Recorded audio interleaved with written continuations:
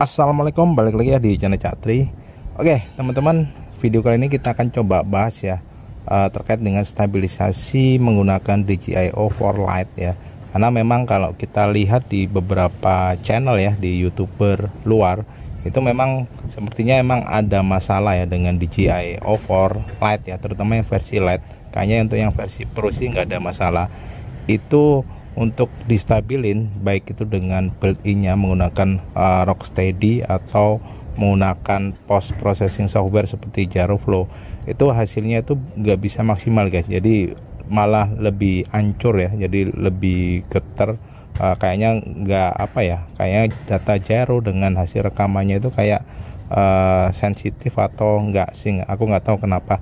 Beberapa ada yang solusinya itu menggunakan soft mounting ya, kayak yang dipakai di Flylens ini ada soft mountingnya. Kalau yang ini nggak ada, jadi dia itu fix ya, ini langsung dibaut di kanopinya, jadi dia nggak ada soft mountnya.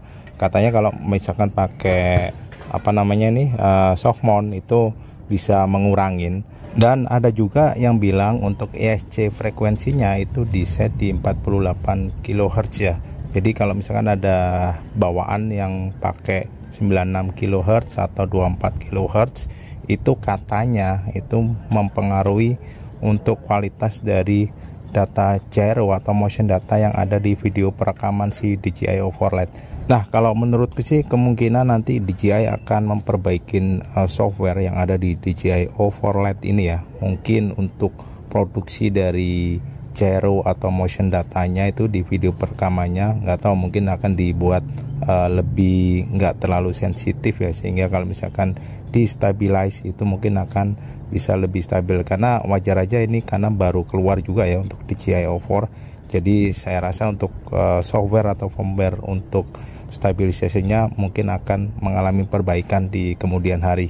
Cuman nggak tahu lagi. Tapi ini aku akan coba ya. Ini pakai si Flylens ini, kita akan coba ini, nanti aku terbangin dan kita akan coba untuk stabilin. Kalian bisa nilai sendiri ini kira-kira stabil apa enggak ya. Oke, let's check it out. Nah, yang jelas kalian untuk bisa menghasilkan motion data atau gyro data ya di dalam video perekamannya, itu kalian mesti set dulu guys.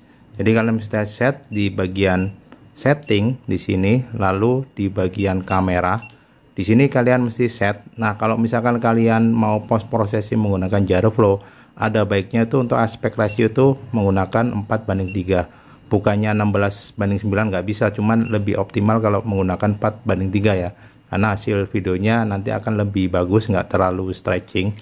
Lalu untuk video quality itu nggak usah diubah-ubah, kalian bebas sih mau pakai resolusi yang mana, ini nggak ngefek.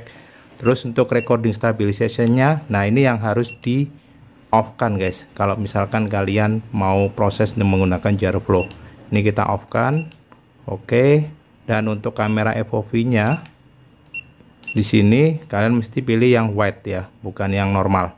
Nah, kalau udah di set kayak gini, harusnya untuk perekaman videonya itu menghasilkan motion data atau gyro file.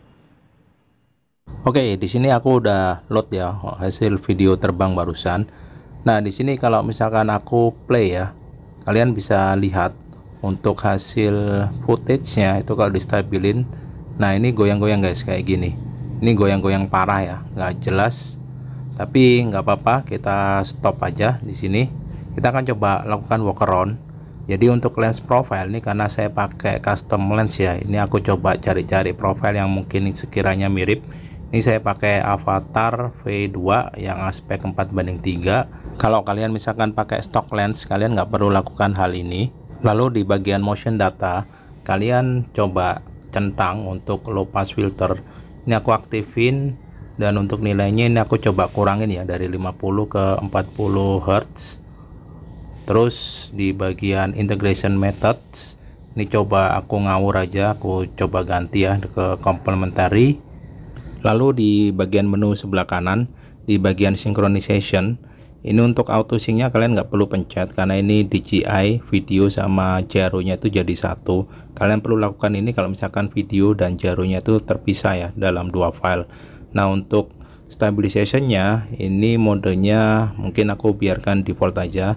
Lalu untuk smoothnessnya ini aku akan set ya, aku kurangin jadi 15%. Untuk parameter lainnya mungkin ini aku biarin default aja. Lalu untuk bagian FOV, nah ini kita coba aktifin dulu ininya, terus kita akan coba kecilin ya untuk bagian layar yang ada di tengah nih. Kita coba kecilin sedikit demi sedikit supaya prop guardnya ini nggak kelihatan. Nah kira-kira seperti ini. Oke, kita coba play. Nah ini kayaknya udah oke sih. Oke, sepertinya sih udah lumayan ya.